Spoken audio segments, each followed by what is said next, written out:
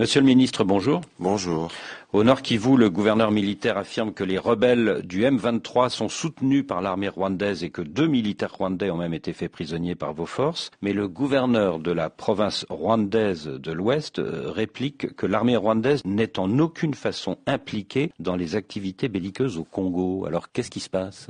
Il y a eu une incursion des militaires M23. C'est la deuxième fois. La dernière fois, il y en a eu, c'était en novembre. Et c'est les mêmes méthodes. On connaît plus ou moins la proximité qui a toujours caractérisé ces forces rebelles avec le pays dont vous parlez. Évidemment, si les militaires en parlent, sûrement qu'il y a des éléments de terrain qui peuvent l'attester. Mais aujourd'hui, nous ne voulons pas nous focaliser sur ces choses parce que nous pensons que le temps est venu de construire une relation de paix dans la sous-région. Et depuis l'arrivée du président de la République aux responsabilités, vous avez senti qu'il y a cette volonté d'ouverture avec tous nos pays voisins.